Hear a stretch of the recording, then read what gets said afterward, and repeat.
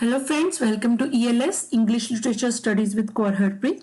Today we'll talk about an English journalist, short story writer, poet and novelist. Yes, I'm talking about Joseph Rudyard Kipling. As you can see on the screen that this is the topic that I'm going to discuss. And Joseph Rudyard Kipling was among the United Kingdom's most popular writers in the late 19th and earlier 20th century, right? And so let's get started. And before that, there is one request that if you are new on my channel, please hit the like button, share and subscribe my channel. And if you're regular on my channel, then thanks a lot for encouraging me or for supporting me and to be a part of my journey through this channel. So without wasting any time, let's get started with today's topic, that is about Joseph Rudyard Kipling. Friends, today I will discuss Joseph Rudyard Kipling in chronological order, right? And I hope I will be able to make you understand all the chronological facts and all the dates which are important in his life. 1865, right? Why this date is important? Because Kipling is born in Bombay in 1865 and died in 1936 at the age of 70.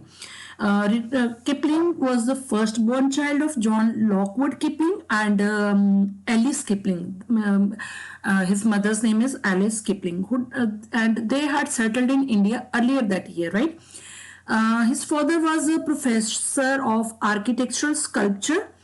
Kipling's parents considered themselves Anglo-Indians. What is Anglo-Indian? It is a term that is used in the 19th century for people of British origin living in India. And so about his son, though he spent the bulk of his life elsewhere. Right? Next is 1871. In 1871, just before his 6th birthday, Kipling and his younger sister Alice were separated from their parents. Why they were separated? Because they were sent back to England to receive their formal education, right? And it was an experience that would haunt Kipling till the end of his life. Rudyard and Alice were sent to stay with a woman whom they had never seen or whom they had never met for almost 6 years, right? And they were not at all comfortable with her. These elements of his protracted childhood appear more clearly in his story Baba Black Sheep, right? Perhaps as a consequence of the unpleasant life, we can say he was forced to lead his life in England. Then 1878, why it is important? What happened in 1878? Kipling entered a public school which had been founded by Indian Army officer with the hope to provide affordable education for their sons, right? And most of its pupils would later join the army, and even the majority of those who did not went to India anyway, right? He was entered into public school in North Devon, which was founded by an Indian Army officer, right? At the age of 16, in 1882, Kipling ends his formal education and returns to India to become a trainee journalist. He returned to India to become a trainee journalist. He returned to India to take up a post on a newspaper which his father had procured for him, right? The paper, the Civil and Military Gazette. Catered for the British establishment in the Punjab, and Kipling was especially interested in the enlisted men of the British Army. An interest that would soon we can say this is his interest that became a prominent theme in his writings later on. In 1886, there is publication of departmental ditties, and it was published, and Kipling began to make a name for himself as an original and perceptive writer who represented the British in India better than anyone who had come before him, right? He begins to make a name for himself as a young writer of some repute in 1886. In 1887, what happened in this year? This was another prolific year for Kipling, and during this year Kipling wrote and published 5 books and a multitude of stories. And then we have here Soldiers 3, then in black and white, The Phantom Rickshaw, Vivi, Willy, Winkle, and all these were written and published in 1887. Then in 1889 he returns to London and embarks upon a decade of rising fame and extreme productivity. Now look, some time he spent on in England, then he returned to, he came back to India, then he turns to London, then he will shift to United States of America, and again then he will return to England. This shows his mental state, right? We will discuss it later on. So what happened in 1889? Kipling returns to London and embarks upon a decade of rising fame and extreme productivity, and to his previous story collection or to his mounting fame were added, we can say, were added renowned works such as Kim, the Jungle Book. All these were published to great success in 1889, right?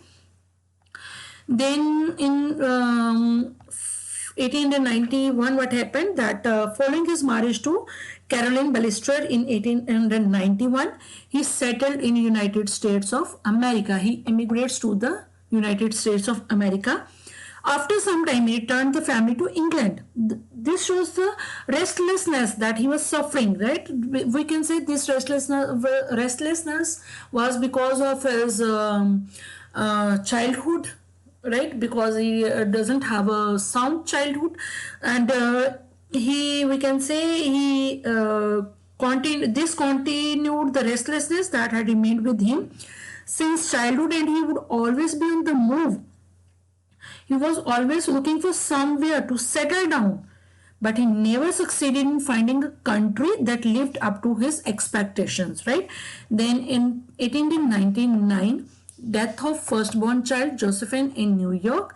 Then 1900 begins sojourn in South Africa, becomes leading proponent of the Boer War, right? In 1908, greatly disillusioned by the liberal government's policy in South Africa, and he returns to England. Now what happened in from 1900 to 1908?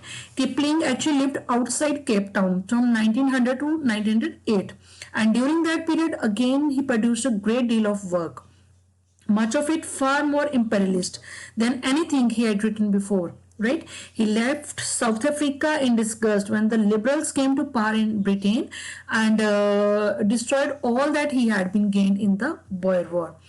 In 1914, World War I begins, all of us know. Then he once more becomes an enthusiastic proponent of the British war effort, right? And this First World War that happened in 1914, it proved a diversion from the embittered Kipling, who had long predicted that Germany's rivalry with Britain would result in conflict, right? That is another topic to discuss, right? Here we are, our main topic is Kipling, not the Boer War, not the First World War. 1915. His 18-year-old son, John, disappears in battle. Kipling never really recovers from the loss, and Kipling is diagnosed with the ailments that would later kill him, right? And for his remaining 2 decades, he endured constant pain and comfort because of misdiagnosed stomach ailments. And in his autobiography, which was published in 1935, autobiography is something of myself, Kipling's sketchy collection of autobiographical writing, which was published in 1935. Even in his autobiography, he makes no mention of his years of suffering. Just as we can say, avoids mention. He has never mentioned other tragedies in his life, right? He continued to write without taking it to his heart. He continued to write and to develop his we can say, his aim was to develop his art right up until the end of his life. And Rudyard Kipling dies in 1936, right? Then we have his notable works: Captains Courageous, The Light That Failed, The Man Who Would Be King, Barrack Room Ballads, Just So Stories, Came Gunga Din, then Departmental Details, Puck of Books Hill, Rewards and Fairies, right? These are some of his notable works. And Kipling's poems and stories were extraordinarily popular in the late 19th and early 20th century. As I mentioned in the very beginning, that he was popular in the late 19th and early 20th century, but after First World War, his reputation as a serious writer suffered as he was viewed as a imperialist, right? Then he was awarded with Nobel Prize in Literature in 1907. So friends, this is all about Rudyard Kipling. I have tried to discuss him in chronological order. I hope you will like the content, and if you like it, please hit the like button, share and subscribe my channel. And if you are new to my channel, please hit the bell button so that you can get notifications for my upcoming videos. Thanks a lot for watching.